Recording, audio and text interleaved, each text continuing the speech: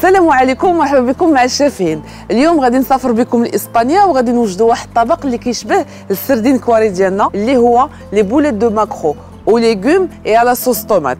والماكرو عندنا حنا في المغرب باللغه ديالنا هو كبيله. والتحدي ديالنا بحال كل حلقه كنوجدوا ل5 حتى ل6 ديال الاشخاص طبق باقل من 50 درهم وغندوزو باش نشوفوا المقادير.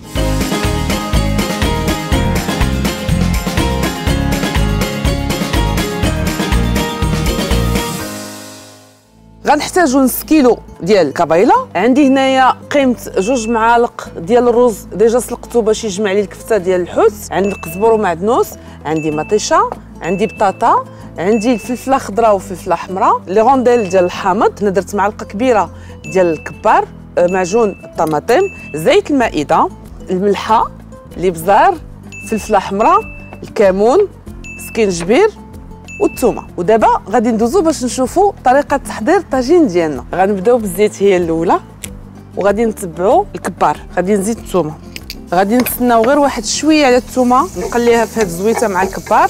دابا غادي ندير مطيشه هي الاولى، غادي نزيد الفلافل وغادي نزيد بطاطا، معجون الطماطم.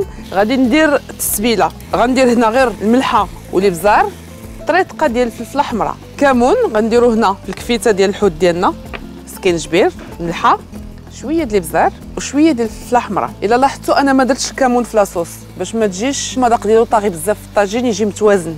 وقبل من هذا الشيء خصني نروي على الخضيره باش طيب ونكور الكفته نزيدها عليها.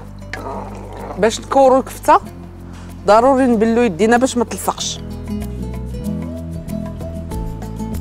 بعد ما ساليت التكوار ديال الكفته ديالي كيف ما كتشوفوا، غادي نزيد دابا هذاك الروز اللي قلت لكم عليه في الاول في لاصوص باش تجي شي شويه خاطره وبنينه. وغادي نزيد القزبر ومعدنوس والحامض وغنخليهم يطيبوا واحد 10 ديال الدقائق حتى لربع ساعه، وغادي نعاودوا نتلاقاو باش نشوفوا التقديم ديالها.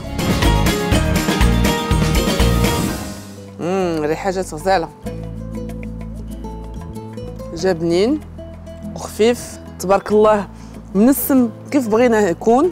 التحدي ديالنا بحال كل حلقه اننا نوجدوا ل5 حتى ل6 ديال الاشخاص طبق باقل من 50 درهم.